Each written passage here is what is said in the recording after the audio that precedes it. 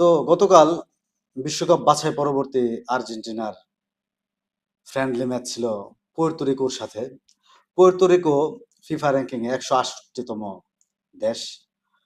তো সবাই বলাবলি করছে যে আর্জেন্টিনা পুয়ের্তো রিকোর সাথে খেলেছে এবং সেই খেলায় ৬-০ গোলে আর্জেন্টিনা জিতেছে। তো ফ্রেন্ডলি ম্যাচ লিওনেল স্কালোনি কেন পুয়ের্তো রিকোর সাথে খেললো? গত ম্যাচের সবচেয়ে বড় বিশেষত্ব স্পেশালিটি ছিল যে গত ম্যাচটিতে আর্জেন্টিনার ৪টি প্লেয়ারের অভিষেক হয়েছে। একজন স্ট্রাইকিং পজিশনে জোসে লোপেস, যে ব্রাজিলের ক্লাব পালমেরাসে খেলে।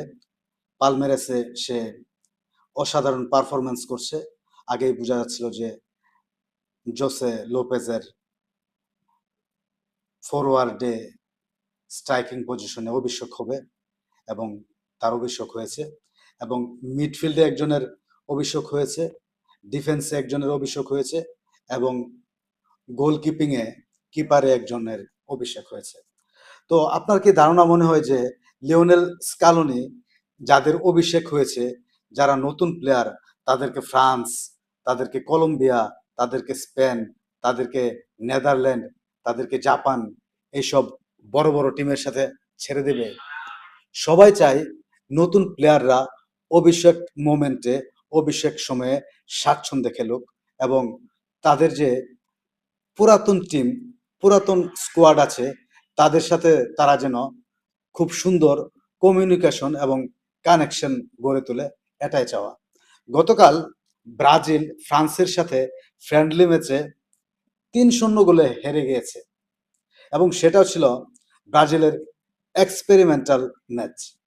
কিন্তু জাপান ফিফা র্যাঙ্কিং এ ২০ নাম্বার দল, অবশ্যই পুয়ের্তো রিকোর সাথে চেয়ে অনেক শক্তিশালী দল। তো ব্রাজিলের এই এক্সপেরিমেন্টাল ম্যাচে যেসব প্লেয়ার ব্রাজিলের অভিষেক হয়েছে কিংবা নতুন খেলতে এসেছে, যাদের আত্মবিশ্বাস গ্রো হওয়ার কথা ছিল, রাইজ হওয়ার কথা ছিল, তাদের কনফিডেন্স লেভেল এখন কোন জায়গায় গেছে?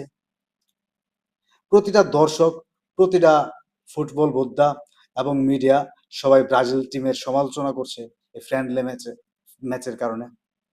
অবশ্যই ব্রাজিল জাপানের চাইতে শক্তিশালী টিম, কিন্তু গতকালের পরাজয়ে ব্রাজিলের কনফিডেন্স লেভেল কোথায় গেছে এবং নতুন যাদের অভিষেক হয়েছিল, যারা ডিফেন্সে খেলেছিল, যারা মিডে খেলেছিল, যারা ফরওয়ার্ডে খেলেছিল, যাদেরকে নিয়ে অনেক আশা স্বপ্ন ছিল, এখন কি অবস্থা?